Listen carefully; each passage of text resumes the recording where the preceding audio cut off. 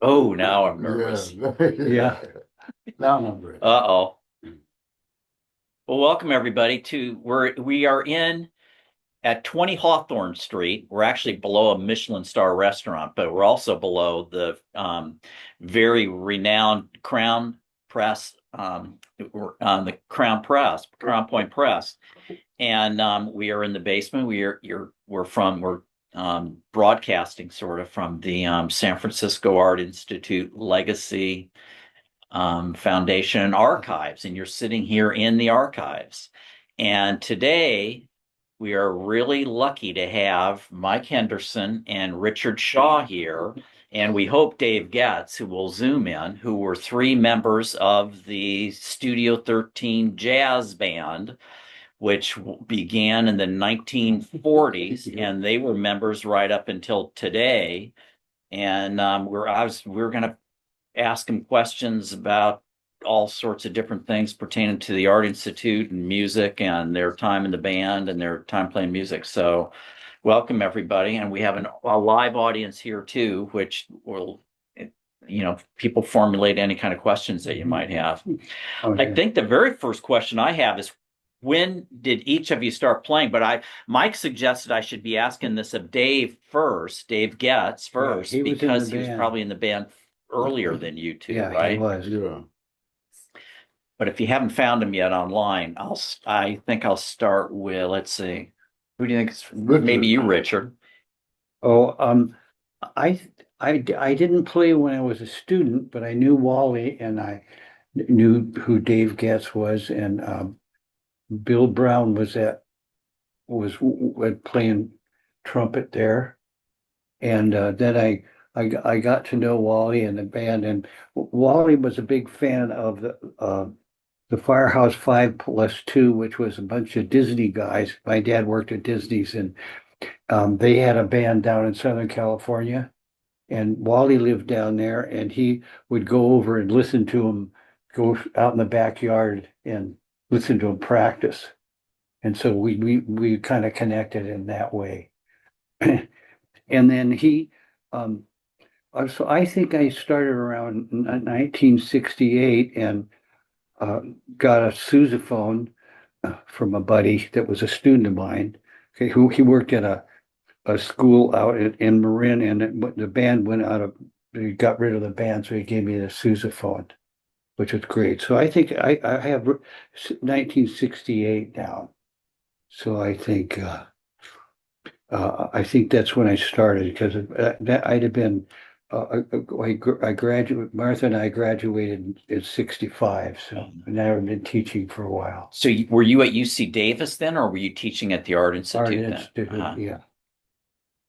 I started teaching there in 1966.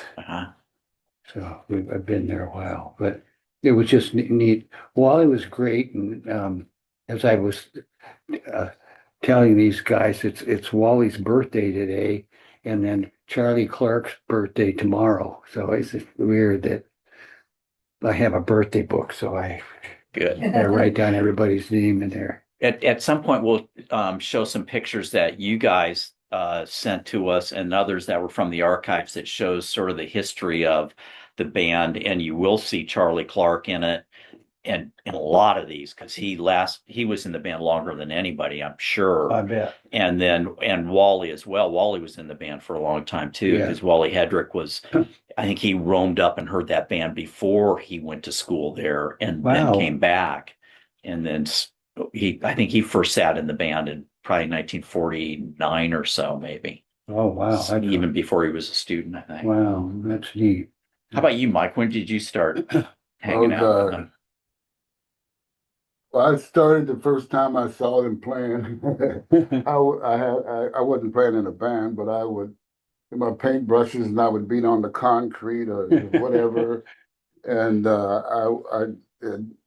wanted to play music. Wally wanted me to. I played guitar, and Wally kept wanting me to play. Come and study. I said, "No, man, there's too many chords. I know 3 chords, 1, 4, 5. That's all blues they need to know." And when you hear his music, you can hear him vamping and all of those notes he's playing are chords. You Yeah. know, I mean, he probably plays 20 chords, Right. and every rhythm pattern he plays. You know, really quick changes. These old fingers are slow, but but then and I told him. So anyway, he says, "Well, I'd like to get you in the band, but." Uh, so he got Mike Fender come over with a trumpet. He needed a trumpet player. Uh-huh. So he sent Mike Fender over with a trumpet and give me lessons. So I Wow. started getting a Miles Davis look, and I kept thinking, God, I should be practicing the guitar. It was 1960. You know, I came out to school in 60s. I say 65, the papers say 66, you know, Uh-huh. but at that point. Oh, But anyway, Richard there was always music at the school. So that was one thing, live music, you know. And Richard had a country and western band they used to play. And I used to sit in with them and so forth, you know. And, but anyway, he asked me, what did I really want to do after I stopped taking the trumpet lessons? I said, I want to play the drum.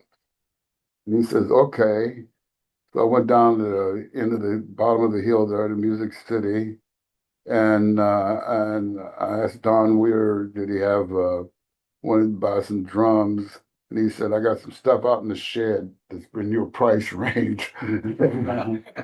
So actually he says, well, give me $50. And he had the clerk to write it up, not his drums, but his drum stuff. He's a drummer, so he didn't want to call it drums. So anyway, so I bought the drums and started playing and never did learn how, but I was always happy when Dave would show up. He was on the road all the time, but every now and then he would show up at the Artists Institute, and I'd see him. And, here, man. I never knew what to start with. Do you start with the bass drum, the hi hat, the snare? What do you hit first? You played great. I don't know He what. kept saying, depends. You know, I never did get an answer on it, so I was always like, damn, how do you play drums? You know. But I wanted to be a drummer, but I had two left feet, and it was the only people I could play with that would tolerate me. So I was in heaven every time, Wow. drinking that cheap whiskey and and that what was that cheap beer? Pass the ribbon or something? No, I don't think you ever got it to Pat. Brown Derby beer. Brown Derby. Wow. I can Mountain remember Red, that. Wow. some off-brand whiskey. Yeah. Wally had this chest. It was always full of sandwiches and beer and a bottle of cheap whiskey. I bought a bottle of Jack Daniels. He didn't want it. But anyway, I asked him, Charlie Clark, about how did it start, and he said he was a student there, and that he heard Elmer Bischoff and them practicing playing, and they would play during lunch hour or something, and they locked the room, wouldn't let any students in. They didn't want any students involved. And Charlie said he brought his clarinet one time and said, well, you can sit in? And they said, no, it's not for the students, it's for the teachers. So then Charlie started playing, and then he became a member of the band. Wow. Because Charlie is, I guess I can say it on closed circuit. As a musician was in the dressing room, Charlie's a motherfucker, man. When he plays, I mean, he can soar like a mother. He was great. He's incredible. You can hear his playing, you know. Oh, that was the other thing. Everybody in that band was very good. There was a guy named Art who played saxophone. Yeah, Art Newman, his name was. Yeah. And during the Depression, this guy he told me he made $1,000 a week playing in big bands. Wow. Playing for those big dance concerts they would have for, you know, last man standing or last person standing dances, so forth. So it was, and all of these guys were taking classes from Wally. Different schools he was teaching at, and he would always, once Wally found that you could play something, you were in the band. Wow. Yeah. But no singers. Well, there are references in the archives to some singers that would show up to sing sometimes. Like Flo Allen sang sometimes in the band in the early 60s when they would have certain events. Maybe we should show some of the, if we could show, Laura Allen was great, and when I played, she never played in. she never sang. No, Yeah, no, neither that did. must have been Charlie before. wouldn't let, Charlie didn't like singers. When you hear him play, you see why because Wow. he takes up a lot of, there's not too many people can follow Charlie. You Yeah, know, it was the instrumental band and, yeah. yeah, I heard that they had, that she sung, but I never did hear her. But she would have been great. She was a model there at the school when I Yeah, went yeah, to she was it. great. I just want to bring up something that you talked about Wally writing you the chords, and there were millions of chords. Yes. But he did that for me because I uh, I didn't read music. I read the chords, and then I played the Mhm. bass notes within the chords.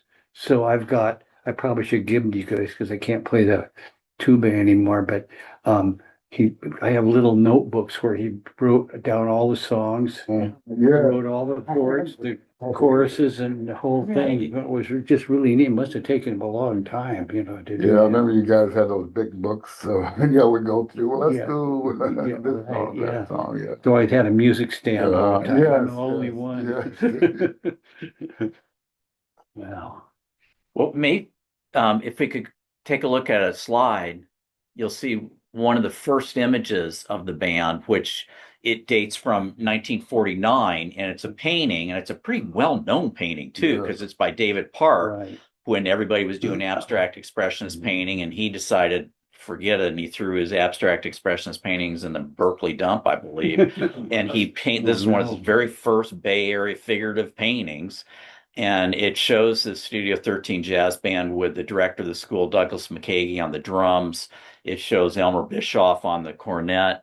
I think that's let's see who else is in there. I think John Schuler is playing bass, who was a student at that time. And it shows David Park on piano. It shows his ear on Oh, he piano. played piano. He That's played right. piano. There's piano. You see the next image. You see this set of people, and these are a set of pictures that we have in the archives, and they were addressed to Wally, and they came from Charlie Clark, Oh, and it's the band playing in 1951 or 52 at at Rollo House's home, oh, and it shows Elmer. It shows, it doesn't show Wally's not in it yet. Somebody else is playing banjo, but it shows right. David Park. It shows, um, if you see the next image, actually, Charlie writes down who it's about the picture, and it lists everybody who's in the band and who's playing what instrument. But he writes it in this kind of, beatnik style, Right. to Wally.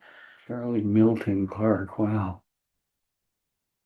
And I think Conrad Janis is one of the people who played in that early version of the band, who was the son of Sidney Janis. And Conrad Janis wound up being an actor too, but I think he played the trombone in that band.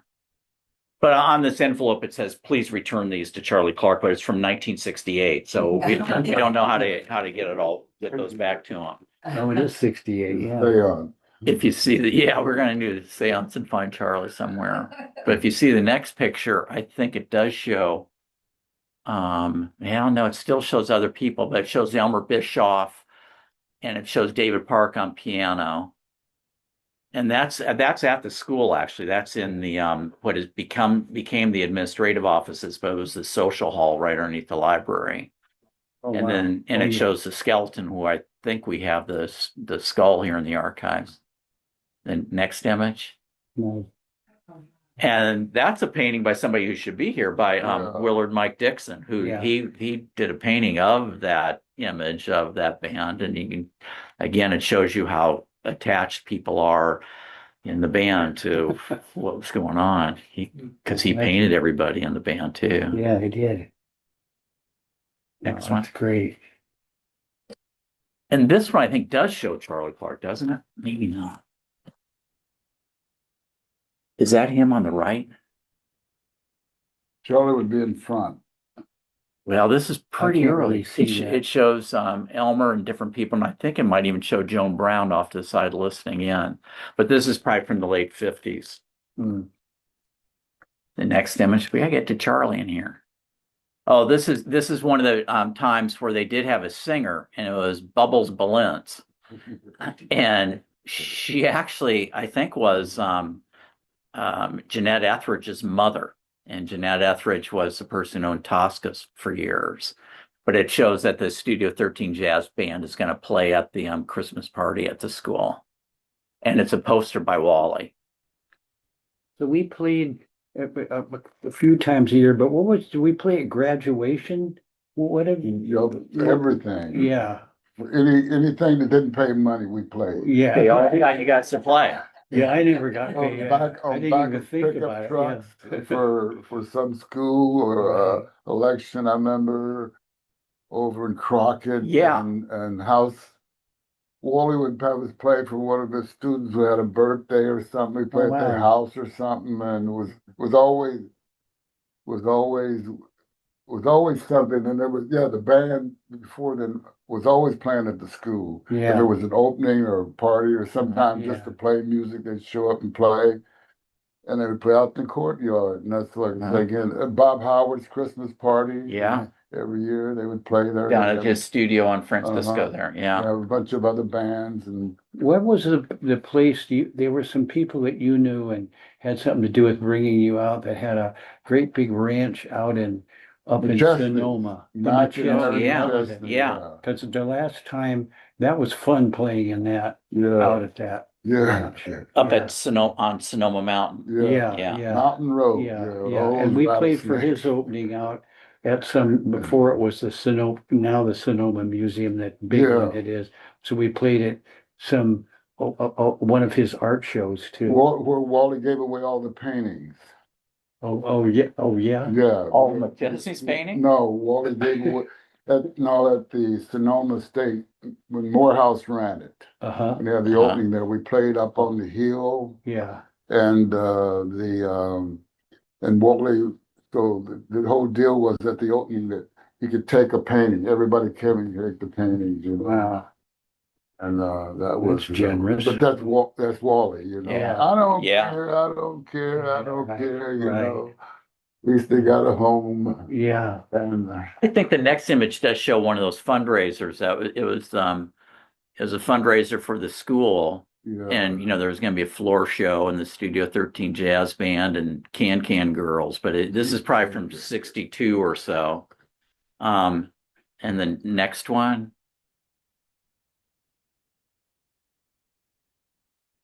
that was when they were they were getting ready to build the 1969 structure, and so they had the Farewell to the Backyard Festival, and it included the 13 jazz band, I think spelled with S's, in that one.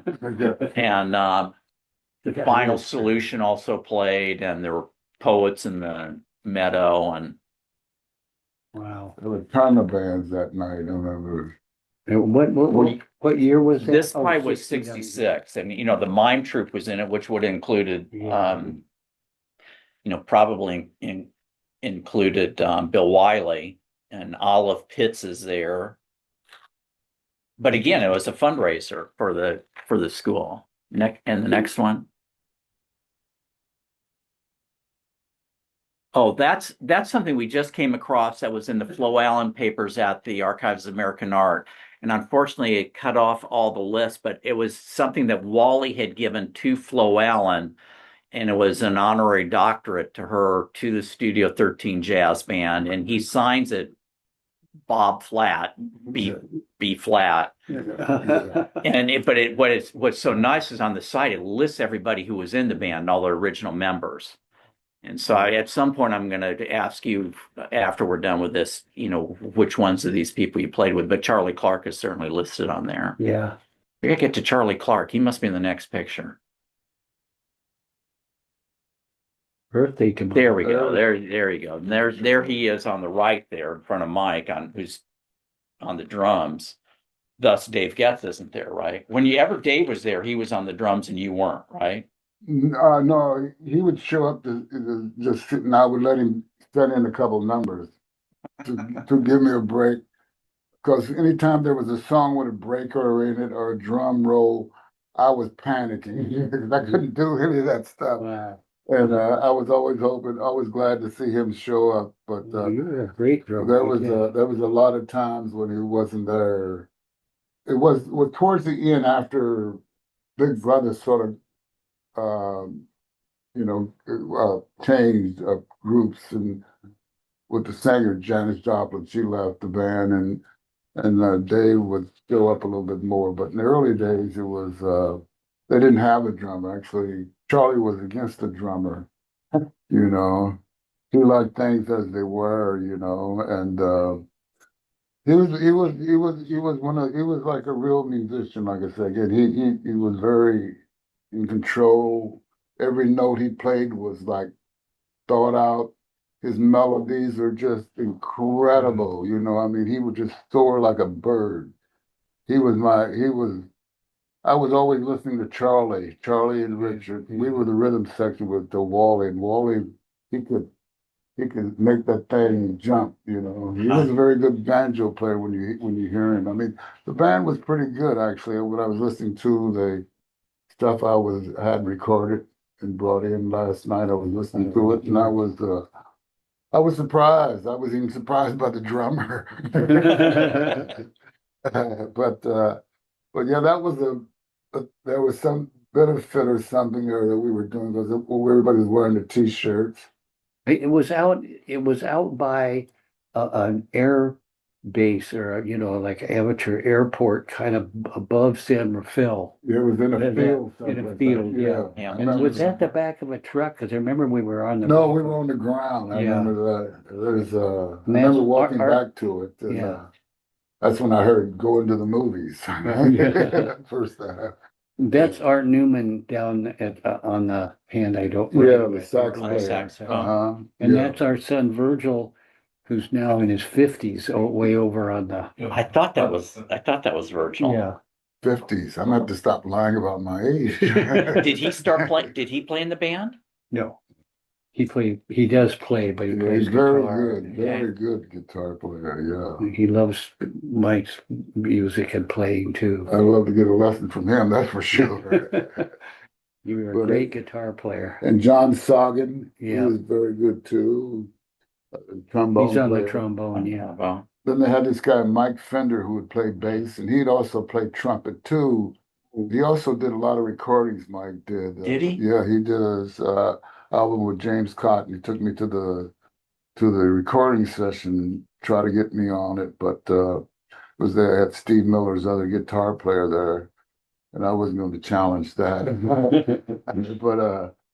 But anyway, Mike did he played with a band called Mother Earth, a lot of other bands that he recorded. He was also an editor of a magazine, so everybody was sort of like a business or artist involved in the band and so forth. So it was, but everybody came to play. Sometimes the band would have, I don't know, twice as many people as that. Because whoever showed up was ready to play, and everybody knew the songs and so forth.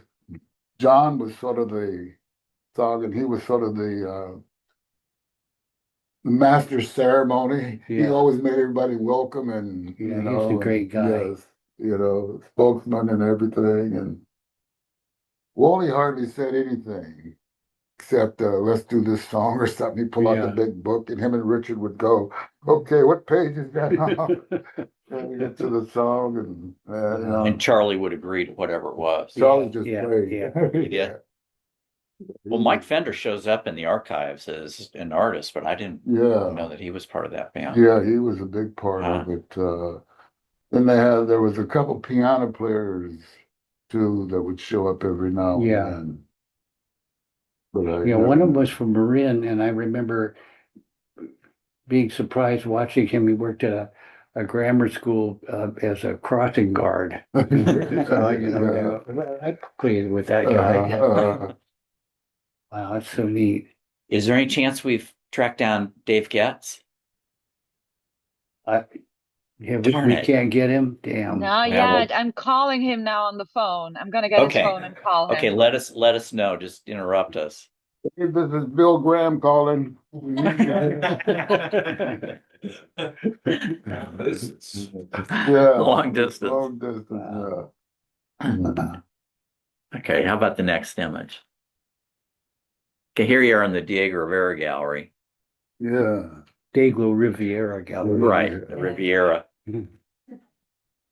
And there's Charlie. I mean, he was there in the late 40s No, playing. wow. So he really, So he played in that band for maybe 50 years. I wonder how old he'd be tomorrow if he was still alive. I don't know. Wow. But Wally's in there, you're in there, Richard. You can see you can see. Yeah. Usually you can't see Richard in the photographs. It's hidden by his tube. Yeah. Like that shot, he cleaned that tube up this time. There wasn't any tobacco juice coming out. And that's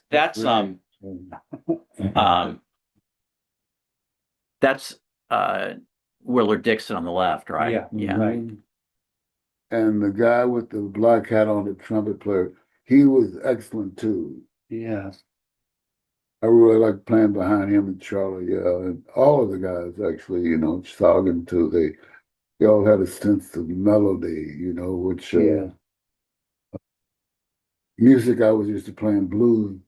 There's not much melody. It's it's more like I guess emotion or something, Yeah.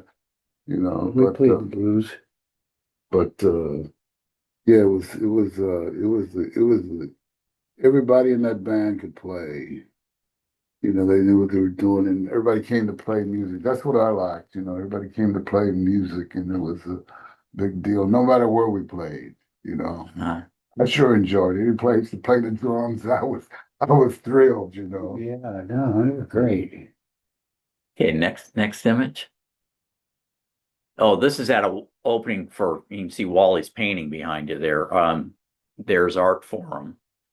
But I think it was an opening for a Wally Hedrick exhibition at the Art Institute. I haven't seen this one before. It shows you and Wally, Richard. He's got on a tie. That's not. Yeah, he's got a That's not tie John on. Sagan. That's somebody else, right? Playing the trombone. It looks like Sagan. Doesn't look like it. Maybe it is. It's a nice photo. That painting in That painting, that yeah. crazy painting. Yeah. Wow. Next one. Yeah, and there you are in Studio 13 with Charlie, and a nice picture of Dave. He's got a tie on and everything. Yeah, he does. Isn't that neat? He was like a jazz musician. And Dixon's way over on the left-hand side. Yeah. Wow. Who's on the trumpet in that picture? Can you tell? It's that guy. That same guy. Dark glasses on. I just can't remember his name. Yeah. Sunglasses. He was a real jazz musician. Yeah. Yeah. I was at Monterey Pop for the whole duration, and Jimi Hendrix, everybody. I will say this: Dave played. He did one of the best drum solos of that whole thing. Wow. If they ever showed the video of that, I mean, he got a standing ovation. The band left the stage, and it was him finishing it up on the drums. Wow. The place went wow. Monterey was just wow. That was incredible. All the top bands were there too, man. He was good. He was good. This is good, I guess I should say. And next picture. Oh, this is when we just we took it from the Jay DeVale Foundation. So hopefully Alivi's happy that we put this on here. But it's one that's in their archives, and it's a photograph of Jay's Adeline Kent opening at the Art Institute. And so it shows Jay DeFeo sitting there with Wally on banjo and a young tuba player and somebody playing drums over there. It looks like I got cropped somewhere. Yeah, he's got the same shirt on and pair of pants. the band didn't pay that much, so it's hard to get help. There wasn't any great retirement plan for the band, I don't think. But there you should be able to see that incredible cooler that Wally had. He had painted the San Francisco Giants label on it, hand painted. He had every type of beer, sandwiches, stuff. Plus, he had every tool. Like if you need a hammer, a screwdriver, he had it. Wow, how do you carry it? we were playing at we played at the Rosa one time, and we moved inside because it was getting late. They wanted us to keep playing, so we moved inside, and the refrigerator made a lot of noise. So Wally, I can fix the refrigerator. Well, I can I fix think that. I I can fix remember that. that. I remember playing it at That is awesome. in his house, right? Yeah, yeah. Uh, Yeah. So Jay was teaching at Mills College at that point, right? yeah. And then I think that's the same year she got an honorary doctorate from the Art Institute, Oh, a yeah. year later. Neat. Mhm. That's great. That's a nice image. Great picture of Jay. And the neat painting in the back, And that painting of hers in the back. We got to search around for some more of those because that's from the Art Institute, and we Right. must have some. We got a lot to do. We got a lot of work to do here. Sorry. Yeah. But what do we got next? doing a good job. Oh, this was a show of Wally's and Jerry Garcia's. Well, Jerry Garcia was Wally's student at the Art Institute, Right. That was it. and he would sit in with you guys every once in a while. And when I was doing shows, opening for Jerry, which I did for about 6 years, and he would pass messages between from me to Wally all the time. Tell Wally this, tell him that, and so Wow. forth. He was a student. He always talked about Bob Nelson too, and Wiley and so forth, and all of that. We found that I went to the Art Institute. We had a lot in common, and yeah, that was also at the Art Institute. It Yeah. looked like they got a new cooler there. Yeah, Jerry must I have didn't bought the notice cooler that. or something. So is that Joe Pugliese playing the drums? Yeah, He started playing once in a while, and I was still at Davis. I had to yeah. work that day, and I couldn't get back in Right. time. Huh? And I had just had the fire, and I moved to Oakland. And Oh, right, the fire. Yeah. Oh, dear. I got home. There was like 20 calls from Wally telling me to Come play. come play over there. I Joe felt Pugliese bad, but that was a good moment for Jerry. I know because he talked about that. Yeah. Seeing Wally again, being at those school again, and so forth. Mhm. That's where it all started. Yeah. It's where he started to play with that band and where he got to know Wally and where Wally influenced him. And Bill Graham also was a part of that mime troupe. And they Really? was there at the Art Institute at the time. Nelson and Wally were making Yep. backdrops for it, and they needed some money for new costumes. So they were trying to figure out how to raise, I think, $200 to buy this stuff. And Jerry told that he had a band that he would play for free. And Bill Graham found a place. They played, and they had printed up 200 tickets, hoping to make, at least the $200, selling the tickets for $2 each. 100 people would show up, maybe. Evidently 1,000 people showed up that night. Wow. And Nelson told me that the next day, Bill Graham had a lease on every building that would hold more than 1,000 people. Wow. And that's how Winterland started. Oh, for goodness From the sake. Art Institute, yeah. And The mime troupe. yeah, Wow, the that's mime great. troupe. Wow. Because they used to rehearse there. That's where he kept all the props and stuff that they would use. And the rest is history. Bob Nelson was his partner. No kidding. I didn't And realize that. when- Bob Nelson, the filmmaker, when who taught at filmmaker- the Art Institute and who went to the Art Institute. And Oh, yeah. him and Bill Graham were showing experimental films over in Sausalito on the boat, Uh-huh. and he that was another adventure. Then Bill Graham asked Nelson, did he want to stay partners? Would he want to see open the show meeting? And Nelson said no. I asked Bob about that, of course. I said, Bob, don't you regret that? He says, no, I made my decision. I don't think about it. Yeah. But Bill Graham had a big benefit for him, gave Nelson all the money from this big concert he had. when they ended their partnership. But yeah, he was a big part of I mean, the Institute was a hub at one point for all of that stuff that was Yeah. going on. It was great to be able to meet all these people and find out all these stories about it all from the sources, just the right time, the right places, and they're all there, so forth. Worked at many shows for Bill Graham, so forth. But anyway, that band, Charlie Clark. And there's Charlie Clark again. Yeah. Probably one of the last times he sat in. And the next image, I think, is just the close-up of Wally and Garcia, Jerry. And the cooler now. Now I'm gonna pay attention to the cooler and all these pictures. Yeah. Jerry told me that he was taking painting classes from Wally and Jay DeFell. Wow. And he was and then he was playing in the band too and so forth. And he said that he had to make a decision because he asked me, did I make the decision? I said, I never thought about it.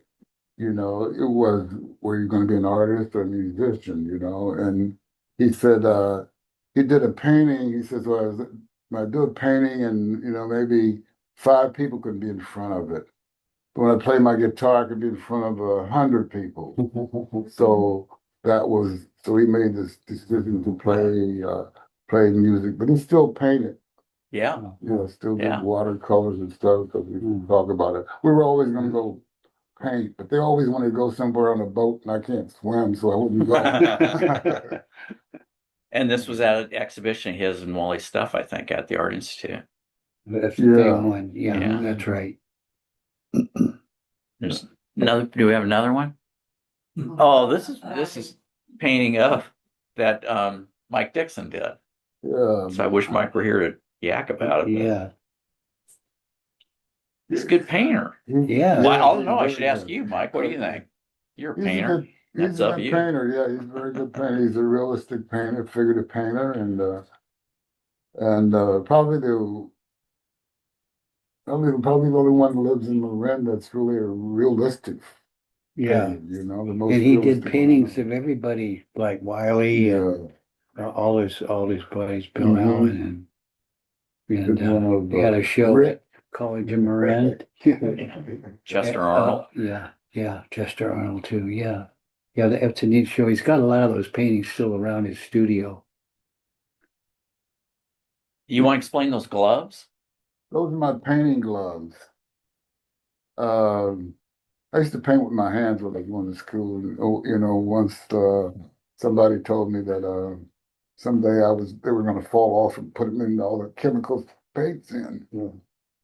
So when I was young, I didn't, who gives a damn? I'm not going to make it tomorrow. That's the way it was in the 60s. But once I got, started working and became a somewhat responsible adult, I started wearing gloves. Never wore a mask, but I started wearing those blue gloves because blue is my favorite color for obvious reasons. But he came over to my studio and took the photo, and I said, "Well, I'll take off my gloves." He said, "No, I'll leave them on." I said, "Oh, great." That's great. Was that in that show at Andrea Norris Gallery? This one was I a was show in her showing. Okay. Any pictures of me not only allowed to be shown in museums. Yeah, it was the one. He also was in the show over in Marin too, when he had his show for College of Marin.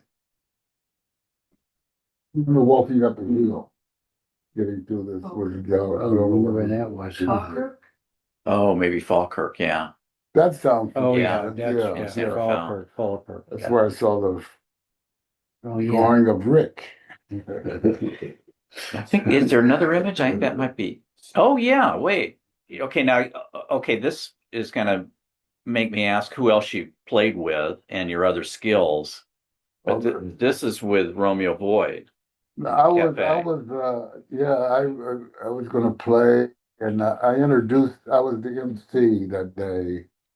But again, one of the things I really loved about the Institute, like I said before, was like there was always music. There was always music. There was always music. There was always bands, and it just sort of disappeared. I tried to find her with the when they had the when they were raising money for the archive out there on Minnesota Street. Uh-huh.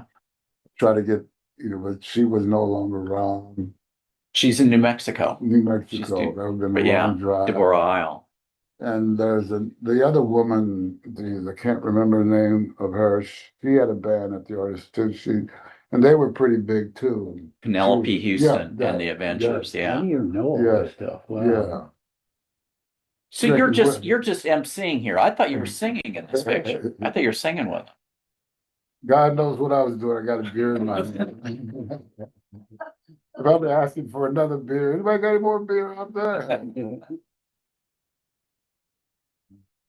But yeah, I played that. Yeah, you played too, Richard. At this, yeah. No, I got a picture of you and me, Chuck, Wiley, and Oh. Wiley on the stage. Oh, yeah, I remember that. Yeah, That's right. yeah. I played the fiddle or something. I Not the two. just remember sitting on the stage. I don't know. Yeah, right. Yeah, we were. What other instruments did you play in the band then? Well, I played the fiddle, and then Martha took over the fiddle because he 80 times better. And then I went back to the banjo. And I Yeah. played the did. guitar, but not as good as him. But Huh? Jeff, did some of us that were on the dance floor get equal time? You sure? Were you on the dance floor at that? Red Tide is BFA 64, MFA 66, and faculty from wow. 67 to 74. But yeah, we were on the floor.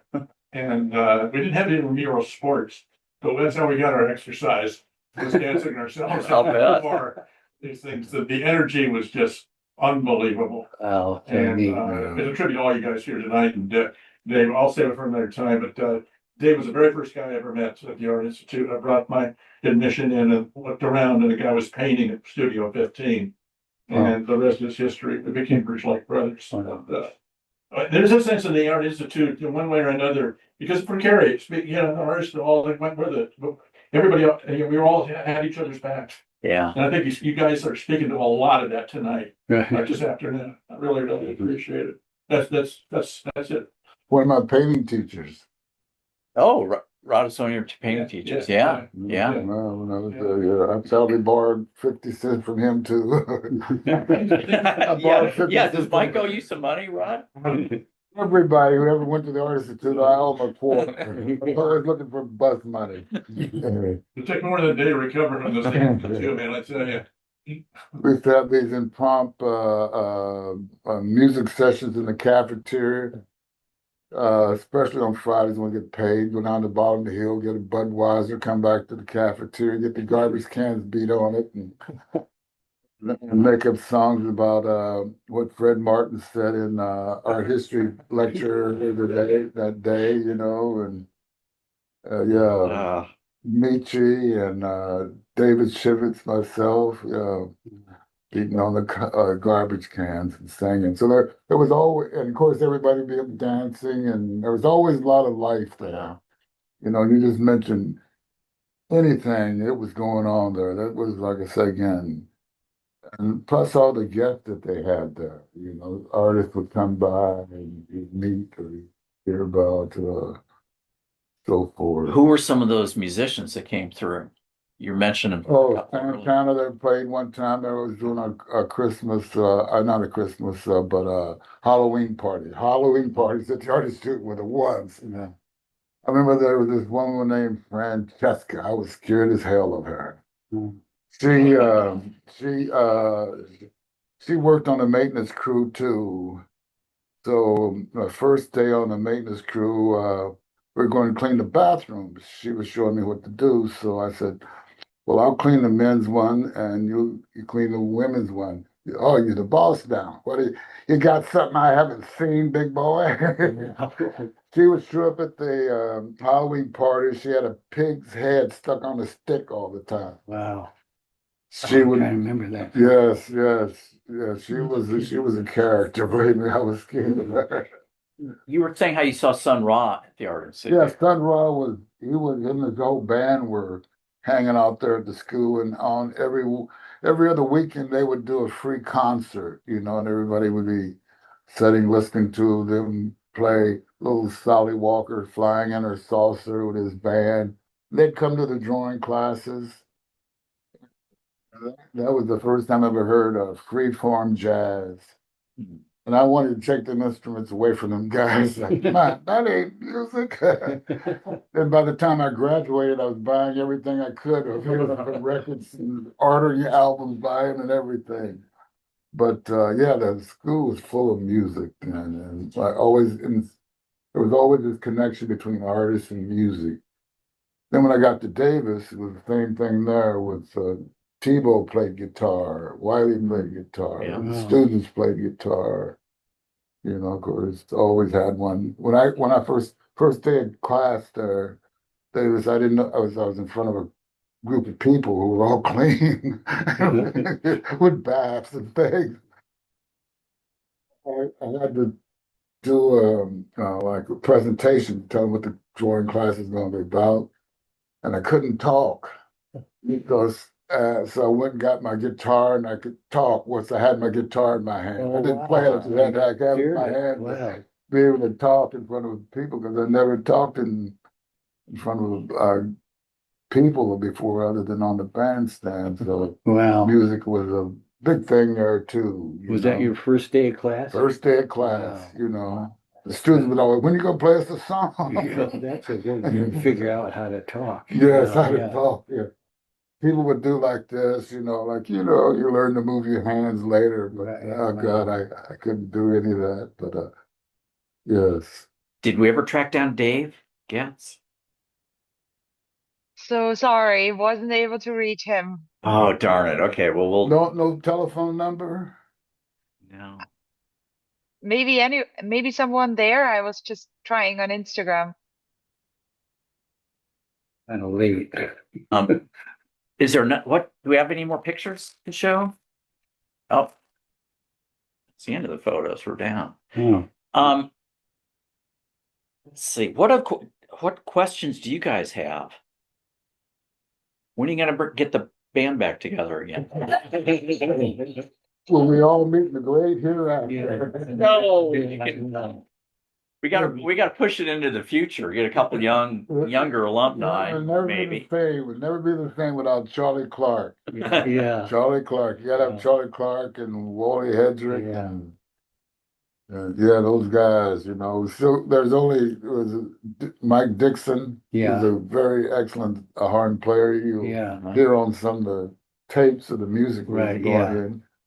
Maybe someday some great docent will donate enough money to go through the tapes we all got and find and put together a CD and put together a nice little packet or something like that with the images and stories of the band and all of that stuff. That's Grammy worthy, probably. Yeah. The band's pretty good. I thought when you listen to it, and the recordings of a good recording, those players are very good. You can hear it just from the CDs, but if somebody ever got any money it's tax deductible, y'all. So you can do what I do with my CDs. Wait for my We mother got to buy them. we Do we got a have some question questions? from Jeremy Stone. Did Elmer Bishop come back and play with the band after he left SFAI and moved to Cal? No, I don't remember, but I know he showed up several times at the thing. That's how I met him. Yeah, Yeah. no, I came up because I wanted to study with Richard Diebenkorn, Elmer Bischoff, and Nathan Oliveira, and I got there, and their book classes were all booked up the Yeah. first semester. Mhm. So then I took ceramics from Ron Nagel and Jim Milcher instead. And then I came back the next semester, and Elmer had gone to Berkeley,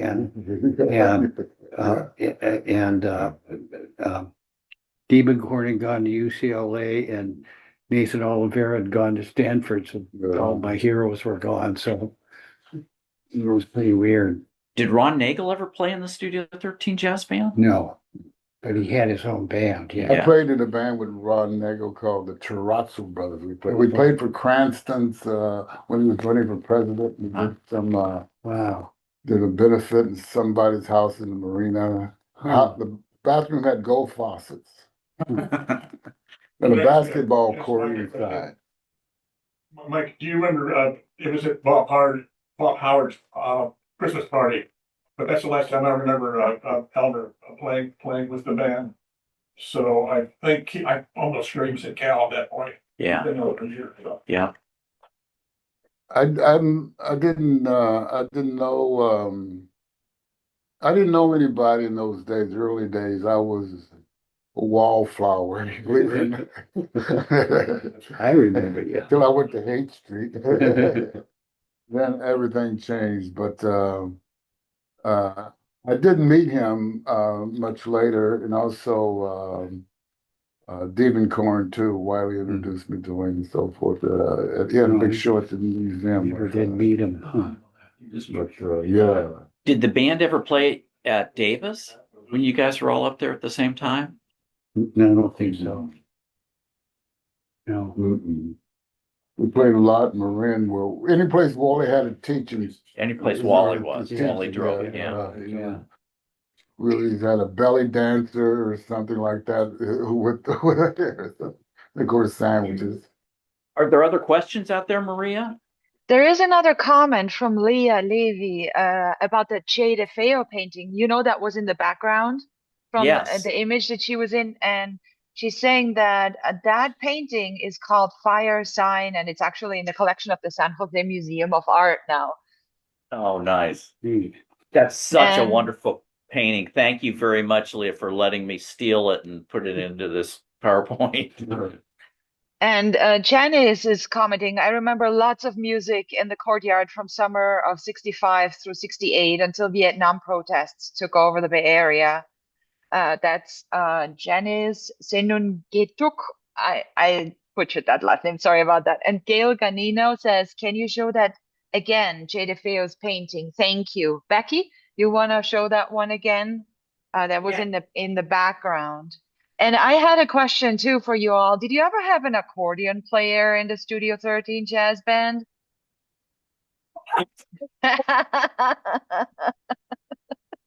I guess not. I will say one thing that you mentioned we forgot to. We played, if there was a demonstration like the war demonstrations, Vietnam, we were on a truck and we would play. Yeah, I remember that truck. That's why I was mixing it up with that thing out. Yes, yes. Wally was always the make sure that we were involved in Right. what was going on outside the walls of the Artists Institute. Because if you were there, that was paradise, and Right. the real There it is. world was outside. But yeah, That's a great picture. It's such a good picture. yeah, I remember that. Even though All you wore right. yellow. Any last questions here in the Zoom or maybe in the audience in person over there? We got a couple more minutes for maybe one or two questions.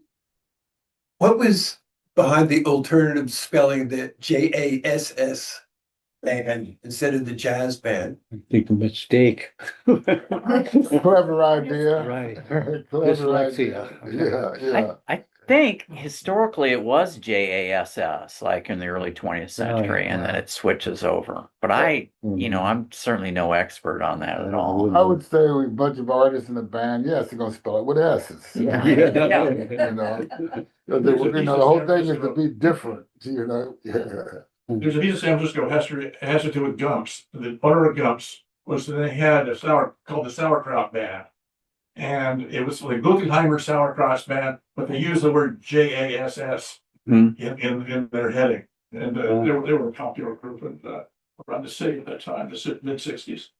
Wow, what a memory. And that band started in the 40s because there was a rich history of jazz in San Francisco at that time. And there were certainly plenty of bands and people were coming up from New Orleans to play at SF MoMA at that time in the 40s. Charlie Campbell. Charlie Campbell. Oh, Charlie Really Campbell, involved with yes. those Was he? of that Turk Murphy in the Hole. Yeah. You ever played a jazz band? Yeah. Oh, Charlie Campbell, yeah. Yeah, he was big into jazz. Yes, I knew Charlie Campbell, and I would always introduce him as the man who spent a month with Leadbelly. No He kidding. told me, Wow. Charlie would always correct me, Mike, it was 2 days, but it felt like a month. You know anything about Leadbelly? I always Okay, take the hand hold with the man on. who took the hand with Leadbelly. Hold on, everyone. I don't know how I'm gonna do this. Dave just arrived in time Good. for Hey. what we are gonna do now because I'm trying to spotlight him, but it won't let me. Dave, are you there? Can you unmute yourself and say hi? I'm so sorry you're not feeling well, but I just put you on the spot. Just unmuted. There Okay, you are. How are you? not so good, but I'm here. I made it. I've had a tough morning because I'm coughing a lot. Can you hear me? Oh no. I'm We trying. can hear I'm you. trying to get. We saw him for a second. There he There is. you There are. he is, there he is. Yeah. Okay, finally. Okay. Hey, Yeah, no. brother man, how's it going? Morning. I have this terrible head cold, and I've had COVID for the last week and a half. So Ouch. anyway, I just forgot about the time. I've just been dealing with that, but I'm glad I'm here and I'm seeing you guys all now. So hello, everybody. Yeah. Hey, So this is recorded, so you get to Sorry, see the whole. Sorry, I missed an hour of this. Yeah, we are too. Yeah. No maybe worries. talk about some of his beginnings with the band. Yeah, that was going to be the first questions. When did you start playing with him and why and how and with who? Well, I came out to San Francisco in September of 1960, and I registered at the school, but I think after a couple of weeks I had to drop out because I didn't have any money. So I worked in the post office for a while, and I came back in January of 61. So that's basically when I started. But I was hanging out at the school from September of 1960. And I think I probably even played in the band or sat in with the band sometime around in that fall of between late fall of 1960 because I was going to parties there, and the band was playing at most of the parties. But it was sometime in that either late 1960 or early 61 that I sat in.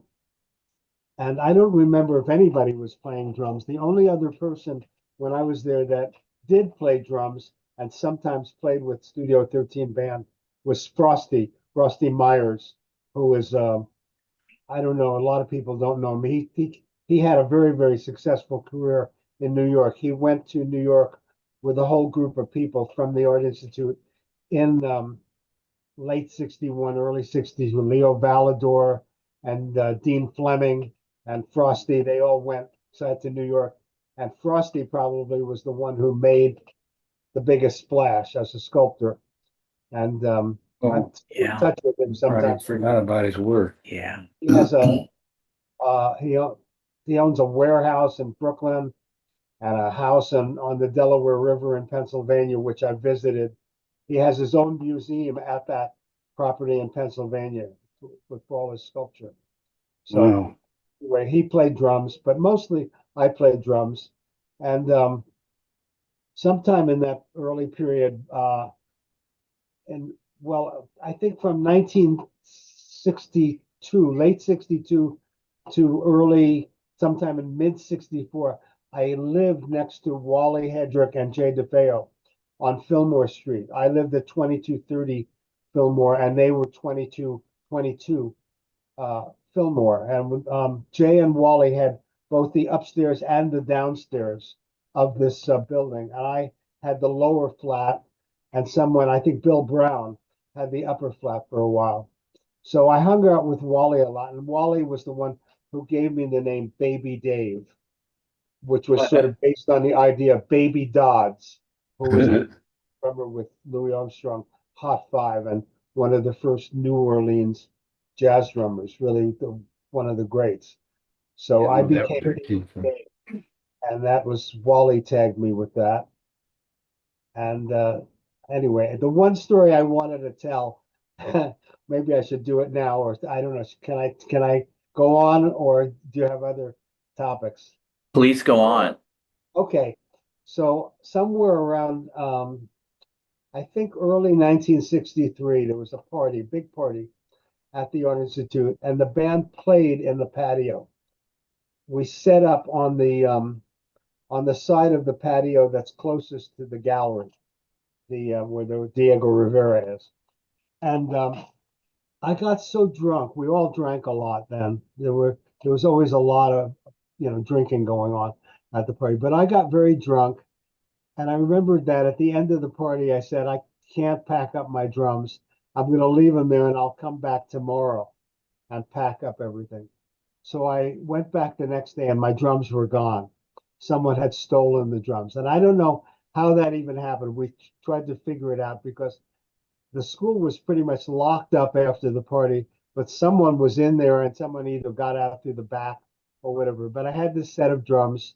I had this great set of Gretsch drums. They were Max Roach Gretsch drums. Really great set of drums. They would be worth a fortune now if I owned them. But anyway, so Wally decided we would have a fund to try to raise the money to buy Baby Dave a new set of drums. And we put this out to the school, and I think we raised about $5. It was like just a real flop. So then what happened was the band got an offer to play at a party up in Pacific Heights for John Bowles. Anybody remember who John Bowles was? The guy who designed Candlestick Park and also Ugly Project on Pacific in North, in Chinatown there. He was a well-known architect, very famous, and he was on the board of trustees of the school at that time. I remember this. So he hired the band to play at a party up at his house, and we hit on him basically. Can you give us some money to get me a set of drums? And he said, okay, well, I give you guys. He gave me $150, which I guess in 1963 money is like sort of $1,000 now or something. And there was this place on Ellis Street in San Francisco for many, many years called Drumland. It was owned by a guy named Kenny Williams, who was a drummer. And that was the place in the city where all the drummers went and bought their stuff. It was the only place at that time. It was right in the Tenderloin on Ellis and like Jones or something like that. And I went to Kenny Williams and I said, look, I've got $150. Could you put together something? He said, well, we'll see what we can do. And he found all like an old snare drum and an old bass drum and an old tom-tom. I know that. And he gave me that. So he says, but $150 is not enough. I need something. I said, well, I don't have any money, which was true at the time, but I can give you a painting. So anyway, that's what I did. And one of the paintings that I sent to you guys for service, it was the painting that I gave to this guy, Kenny Williams. He took. It was a nice painting. I wish I had it. But the end of the story is later on, Kenny Williams. No, it's not that one. Go to the next one. No, not that either. Go another one. There's another one. Those are the ones we have. Are there three? Let me look for it. Go ahead. Go. Another one that I sent. Anyway, it was a little similar to the first one, but anyway, it was about maybe it was about 5 feet by 3 feet. It wasn't that big, but it was a nice painting. And Kenny Williams died maybe about 15, 20 years ago. And his widow called me up and asked me if I would want to buy the painting back. And at the time, I guess my ego got to me. I said, no, I don't want to buy the painting back. If you want to give me the painting back, I'll take it. She didn't want to do that, so I don't have the painting. But anyway, and I got these drums, and they were the drums that I played when I first joined Big Brother and the Holding Company for about the first year that I was in that band, maybe even more than that. And then sometime later when we signed it, that's it. That's the painting. So later on, I don't know what happened to those drums. I wish I had them because they were all old, really old vintage drums. There was like a companies that went out of business, and anyway, for vintage drum collectors, they're very rare. But I didn't value them in that way. To me, they were just like old drums, and I could play them. And those were the drums that I played most of the time for the rest of the time that I played with the Studio 13 band.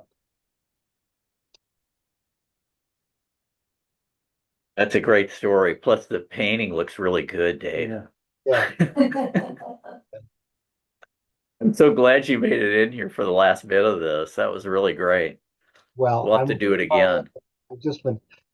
I have been coughing phlegm up, and I finally sort of took something and got it together here to where I can talk. Anyway, you did a good job. Hi, Mike. Hey, how's it going? You know, I had my guitar stolen at the Art Institute, so somebody's putting together a band. And I always wonder who stole my guitar, Yeah. We got to talk to Fred Martin about that. Yeah. There were so many parties in the early 60s at the school, and I don't know if anybody remembers this.